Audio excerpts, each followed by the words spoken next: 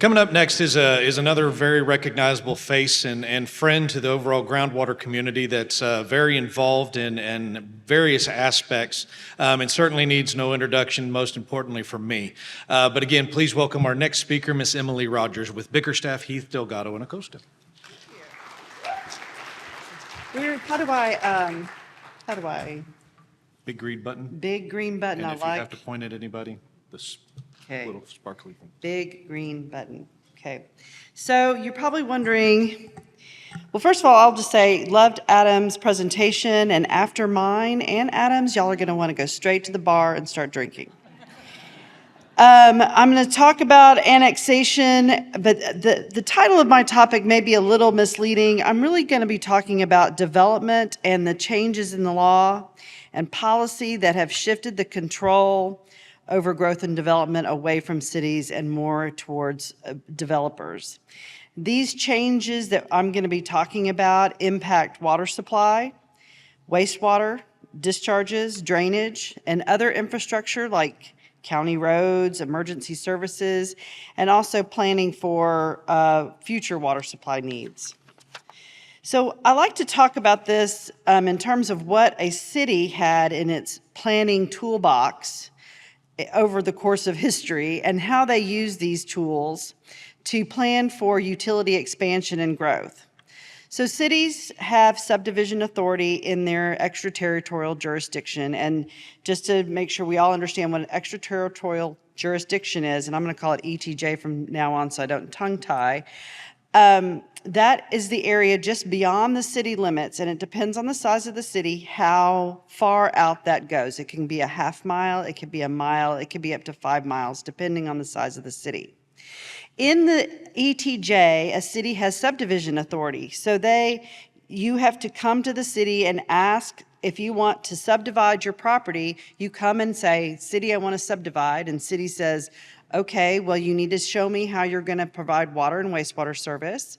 You need to show me where, how large are the lats, how large are the plats, how big are your roads, and so the city could regulate some of that. Oftentimes, cities would say, okay, if you want to get a subdivision platted, you need to connect to the city's water system and wastewater system and come get service that way. And often cities might require annexation also. This home rule cities, and to tell you what a home rule city is one that has adopted a charter, and so they basically are self-governing. But their governing authority can be limited by the legislature. But home rule cities had the ability to involuntarily annex areas just beyond its city limits. So if they saw a big piece of property that looked like it would develop in the future, they could go annex that property involuntarily and bring it into the city so that then they could say, okay, now we're going to plan for service for this area. We know how dense it's going to be because once it's in the city limits, you can regulate density. And those kinds of things. So that was another tool that they had. Regionalization requirements. It is the policy of this state to encourage regionalization of your water systems and your wastewater systems. So a city knew if a little utility wanted to come in just outside their city limits, the city could say, hey, you really need to regionalize. You need to connect to the larger system because that just makes sense. Economies of scale come into play. There's more, larger systems tend to be more sophisticated. You have continuity of service because they have operators, they have training programs, just tend to be better. And then we have, and this is what Adam mentioned earlier, certificates of convenience and necessity. And I think he explained it a little bit, but these are bounded areas where the retail public utility has the exclusive right to provide service. It also obligates them to provide that service to every qualified service applicant. But these bounded areas gave cities the ability to say, okay, this is my area. I know I'm going to serve this. And so I can plan for that. I can get my water supply. I know how big my elevated storage tanks need to be. I know how big my water treatment plant needs to be, so they could plan for that. And they could go oversize facilities in anticipation of growth that might be coming. So, over the past 20 years, we have seen the legislature and state agencies start to whittle away at the toolbox that cities have. First, in 2005, and then again in 2011, the legislature passed what were called CCN opt-out bills. And that is where the landowners with certain amount of acreage could opt out of the CCN by filing petitions with at the time TCEQ and now the PUC. There are really two types. One is a little more involved, where you have to show that the utility can't provide the service within the time period you need it, or it's going to cost way too much to hook up to them, and that you have another utility that can provide that service. Then there's a far easier way to get out, and that is the automatic, I call it the automatic opt-out bill. They call it at PUC, I think, the streamlined, expedited opt-out, I'm not sure. But in that instance, if you're a landowner with 25 acres or more and you're located in certain counties, particularly around urban areas, I-35 corridor and Houston, that's primarily where those are, you can petition the PUC to let you out of the CCN, and the only thing you have to show is that you are not receiving service. So those two things happen now. All of a sudden, you can have landowners coming and getting out of your CCN so they can donut hole your CCN. So you have no idea anymore what development might occur there or when it might occur and whether or not you're going to be the one providing the service. So a CCN is no longer a protection over the service area, so don't count on it. Regionalization. It's dead, people. We don't have it anymore. There's several provisions in the Water Code and Health and Safety Code that still are on the books that say we encourage regionalization, but several cases have happened before the PUC and the TCEQ that really have changed that. Back in 2021, the city of San Marcos opposed a wastewater discharge permit of Crystal Clear SUD, and the city of San Marcos had a wastewater treatment lift station probably across the street from where this development was going, and the developer could have connected with minimal upgrades probably to the lift station and such, but they wanted to not have to be annexed into the city of San Marcos, because one of the conditions for San Marcos for service was to annex. So when this came, they had a pretty good case for regionals to say this, you should require them to regionalize. They're right next door, it's not more expensive. But the TCEQ commissioner said that that requirement of annexation was tantamount to denying wastewater service, and they said they did not have to regionalize. The city of San Marcos, McAllen, and Gerald then filed a petition to get clarification under the TCEQ rules about what regionalization means. TCEQ denied the petition, said we're not going to update our rules, provided some more guidance, but essentially TCEQ said that it's on their website. They has not denied any wastewater permit actions based solely on regionalization. So that's not a thing. You can't use regionalization really anymore to assist you in planning for your service. Same thing, something similar, city of San Marcos again. The PUC considered the CCN of city of San Marcos had come into PUC to expand their CCN to include areas outside in their ETJ, and they used things like growth projections and similar types of tools to show that there was a need for service and a need to certificate these areas for service. And the ALJ, the administrative law judge, agreed with them that they had established the need, but nevertheless, the PUC decided to deny the application to the extent that City of San Marcos was asking for CCN area outside its city limits, unless it had a specific request for service. So right now, a city cannot go get a CCN area for any areas outside their city limits unless they have a specific request for service or are already serving the area. So this is no longer a tool that you can use to say, this is the area I plan to serve. So let's move on to some things that are very specific to cities. In 2019, the legislature took away a home rule city's ability to involuntarily annex territory outside in its ETJ.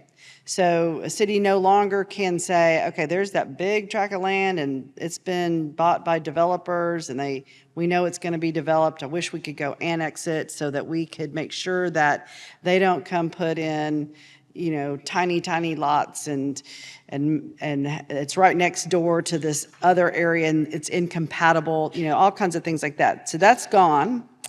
But the big one that happened in 2023 with SB 2038 is legislature passed a bill that allows landowners who are in the ETJ of a city to petition the city to get out of the ETJ.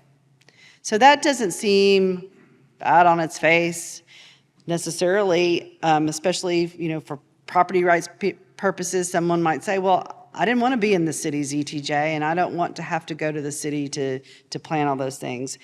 But some of the consequences of that are that the city no longer has subdivision authority.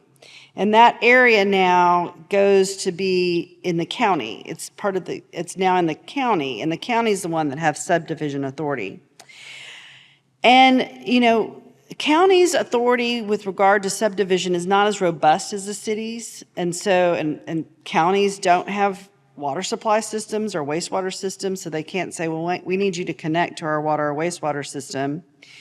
And some counties have minimal subdivision requirements as it is. They are doing very, very minimal subdivision regulation because they're rural and they don't have the staff, or even if they're not rural now, they were, and they're still trying to transition because they're, you know, on the outskirts of Dallas or Houston or whatever, and still trying to catch up with all that. So what are the implications of all of these elimination of these tools? Well, I think the biggest one is there's no ability to plan for water or sewer service outside the city limits of a city. And so what we're seeing now as a consequence of that is there have been at least 3 applications filed by cities to decertify their CCNs within, you know, that are outside their ETJs. And the reason cities are doing this is for just that. They have no ability to understand or predict what the land use might be out in the area in their ETJ, or when that development might occur, where it might occur. And so there's just no way for them to plan. And so several cities have decided to I'm just going to get rid of the CCN because I don't want to be obligated to provide service to areas where I don't know what they're going to be asking for. So far, there's been 3 of those applications that I can find that have been filed. PUC's docketing system isn't just the easiest to go look through. You have to look at it one by one almost. But I know of 3. There may be more. 1 has been approved, and there's 2 more that are pending. And so what you're going to see now, I think, are cities looking inward and looking okay, I've got my city limits. I'm just going to focus on my city limits as they are now, and I'm going to focus on providing service in that city limit area. Cities are also amending their comprehensive plans and their capital improvement plans and their master plans to focus on the city limits. So you're going to see cities no longer looking outward, they're going to look inward. So my favorite part of this is the unintended consequences. The ones that weren't really thought about when all of these things, the legislation was passed and the PUC and the TCEQ were making their decisions. One of them, I think, is the cost of water service and water supply.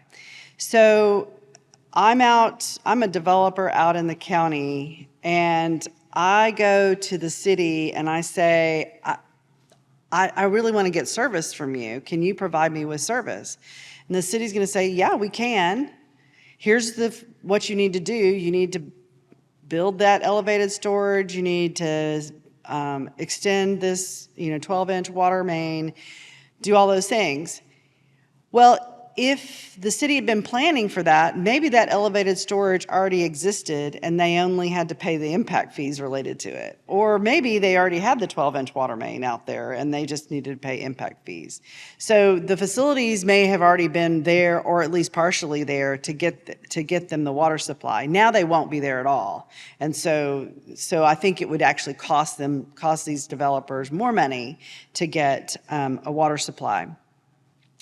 I think this can impact regional and state water planning. And I say that because there's a whole section, if you look at the water plan, there's county other, where there's a whole section that's just, it's not part of the city, it's just the area out there. I don't know who's planning for that. So that's gonna be not planned for, but that's where this development is going to occur. It's going to occur in the county other section. I'm going to skip the groundwater for just a second because I'm going to end on that one. Again, to regionalization as a goal, I already think that that's not even a thing. This regionalization doesn't exist anymore. You are already seeing development by development water systems and development by development wastewater systems. And so they're dotting the landscape around the urban areas, and they each have their own water supply and they each have their own discharge. And so we're going to go back to, instead of regional systems, they're just going to be entity by entity, and we'll see how that works out.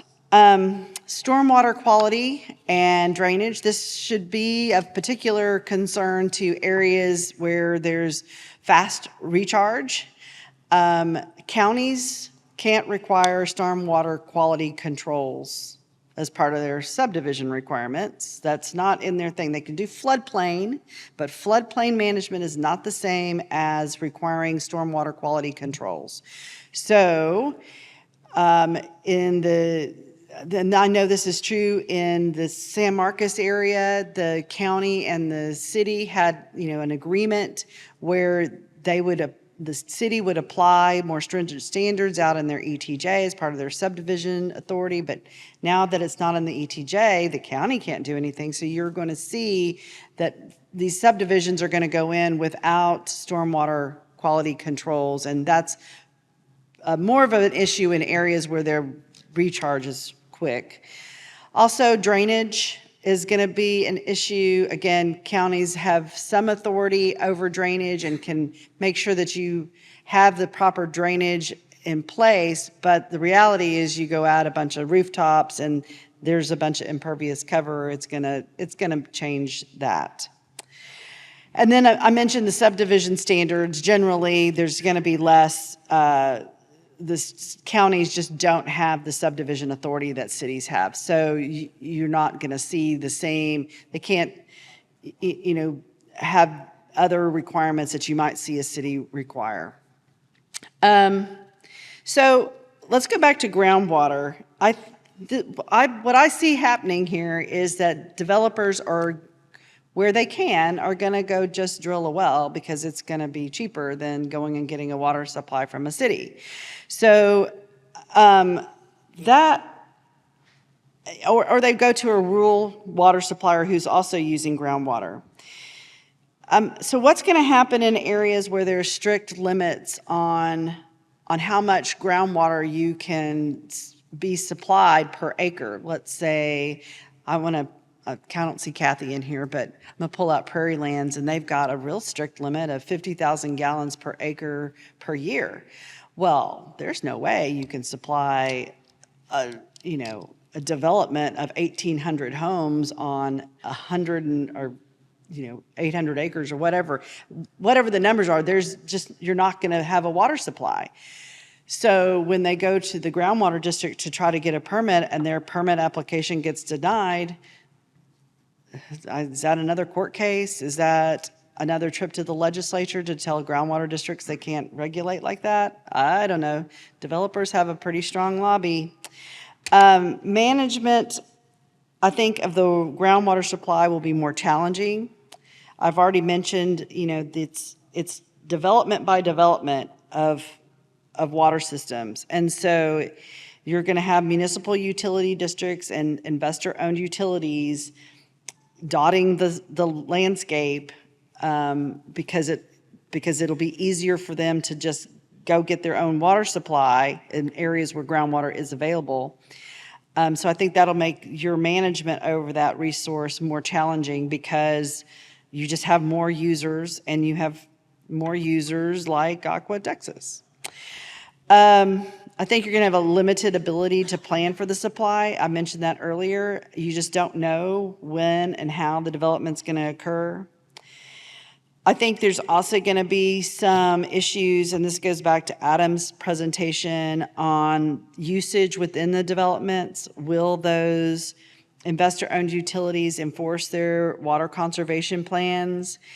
I mean, there is a disconnect, I think, between the way the PUC does rate making for IOUs IOUs make money by selling water, and telling someone they can't use water kind of cuts into that profit there. So I think there needs to maybe be something done on that so that those investor-owned utilities have the ability to continue to make money while they're telling people not to use the water that they're trying to sell. And so I kind of timed that pretty well. I am to the question section, and I've been told I have about 5 minutes. Talked really fast. Sorry about that. Okay, She's so y'all not that all scary, I going to the bar. promise. I see. Y'all are all depressed. I'm sorry. I know, it's, as often or as much as the groundwater community has been inundated with that lovely term, unintended consequence, I do find some comfort in knowing that there's somebody else on our boat with us, even though we don't get to talk that often. I know that you and both Adam have alluded to and talked about the transition from moving all of this regulation into the PUC. And a lot of the kind of, because of actually actualizing or realizing the new rules and new agency, new structure and everything else, that has created some problems. Are there any specific kind of other issues that we haven't really touched on that are still kind of being figured out in that transition?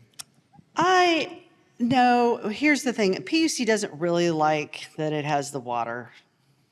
It's the stepchild that it got in the marriage that it doesn't like. So, it makes it hard for them to, the commissioners don't like it. They don't want to have to deal with it. So I think we're still struggling with that. Also, these utilities, they are just way smaller than electric utility. And so everything the PUC does, it looks at it in terms of electric utility mindset and the resources that those entities have compared to some of the investor-owned utilities, and I'm talking more the mom and pops, not the Aqua Texases, but they just don't have the resources to do some of these things that need to be done, and I think that's what they're still struggling with. And I don't know if PUC is able to grapple with that because they're not an electric utility. I saw Vanessa jump up. You got to get to the microphone because I actually can't hear you. Okay. Well, I was going to just, I guess, point out, it feels to me like there's some dots that aren't being connected, particularly at the legislature, because, we had a really great conversation with elected officials about the need for, continuity in our planning and being proactive and how we're dealing with our water supply. And I feel like what you just explained kind of goes against that completely and seems to be in conflict with a lot of the intent behind Senate Bill 2440 in many ways. So how do we connect those dots? How do we tell that story? So there are a couple of interim charges that were focused on this bill, SB 2038 and its implementation. So if you have an opportunity to talk about it there, that would be a way to start having the dialogue of what these unintended consequences might be. I will say that those charges were focused on making sure private property rights were protected. And so the one thing I will bring up about that issue about private property rights being protected, I understand that, but here's the deal. In certain counties, there's a county that I work for, and they have a group of existing landowners, and they are county versus mud organization out to stop developers from coming into their county and putting in these really dense subdivisions. So you're pitting landowners against landowners because these are people that have lived in these areas for 20 years. They've built their retirement home there. And, you know, they have a pond outside, you know, that they fish in. And now they're going to have this big subdivision in their backyard that has multi-unit family homes and has commercial and has real dense development. So it's really landowner against landowner in some respects, not just city government versus a developer. You know, so that may be one avenue, is to look at those charges, but I think it's to educate them about the consequences. But when some of these bills are going through, they're just mad at cities because they might require you to put in a wastewater line, so, and spend money, so you don't make as much money. And I'm not against making money either. Any other questions? Yeah, just some general thoughts. I see continuously breaks in communication between the TCEQ, the groundwater districts, the PUC, the Texas Water Development Board. Has there been any thought about collaboration on some of these issues? Because there is a tendency with the larger agencies, as I see it, to do the one shoe fits all kind of thing. And in Texas, that's not a reality, especially for groundwater districts. So I just have a concern about these unintended consequences when there's not good collaboration and there's a one size fits all type approach. Yeah.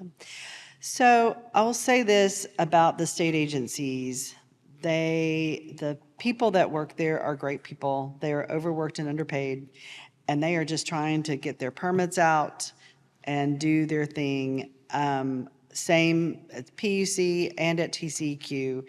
So to have a bigger picture, to collaborate on how we manage this resource, they're just trying to do the job. But really, this can't be addressed at those agencies. It has to be addressed at the legislature. So the legislature, for example, on regionalization, may need to be the one that gets tough with the agencies and say, no, we really do mean regionalization. When we wrote that in the legislation, we really did mean it. Right now, that's not what's happening. And so I think the direction has to come from the legislature. Okay. Time for one more if Thank y'all. anybody's brave. I appreciate it. I greatly appreciate you, ma'am. Thank you.